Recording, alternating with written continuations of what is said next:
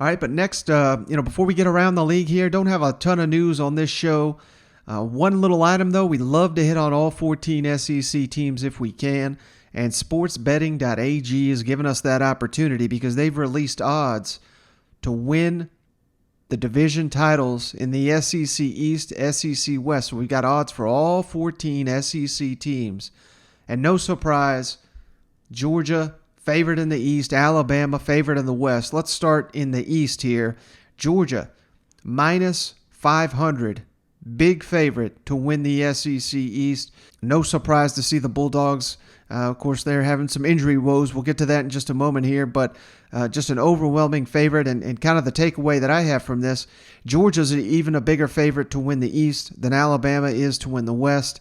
Of course, if you listen to the show, that shouldn't be a surprise to you. I've been saying that all off season. Georgia, far and away, my pick to win the East. I don't care how many JT Dales is still good. That front seven's still good.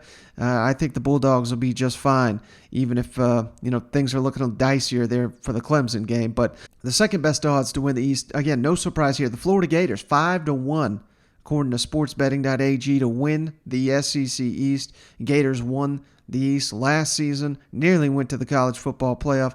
Now a 5-1 team to repeat in the SEC East. Now, a little bit of a surprise here. Missouri, 9-1.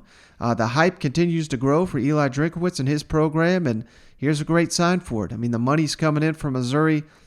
I mean, clearly, not a ton of money, I would assume, because this is more about Missouri being a threat. They don't want to get beat by a dark horse here to come out of the woods and surprise everybody and get to Atlanta.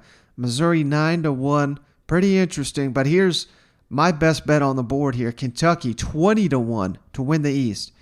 Now, again, when I say best bet, I'm not saying Kentucky's going to win the East.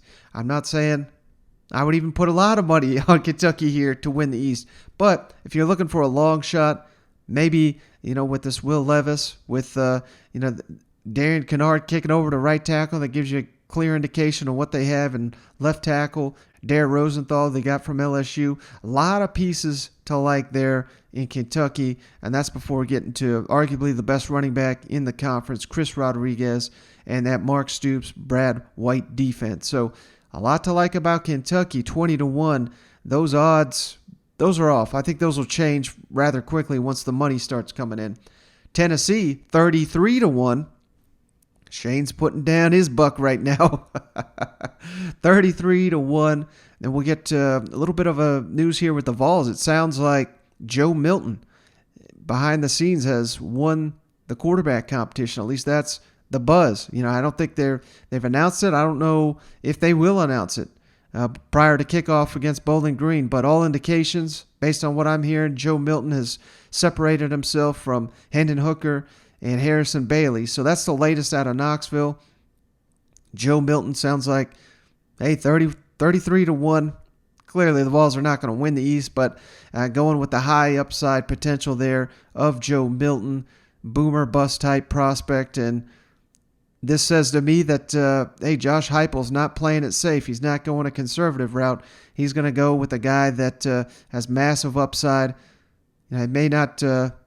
based on what I've seen from him at his time at Michigan there, he could cost you a game. He could just as easily elevate your team with an incredibly strong performance. So something to watch there in Knoxville. Looks like Joe Milton's going to be the guy.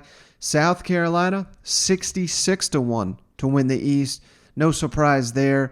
I don't think even the most optimistic Gamecock fan, although they did get it believe it or not, I don't think it was ever revealed, someone voted at SEC Media Days for South Carolina to win the East. I think they may even picked them to win the SEC. So Shane Beamer must have slid a vote in there somehow. And then Vanderbilt, worst odds across the board, not only in the East but in the SEC, 200-1 to win the SEC East. That may be worth $1 or $2 for you diehard Vanderbilt fans out there. Maybe Clark Lee's the next great coach. We do have some Vanderbilt content to get to here in a bit. So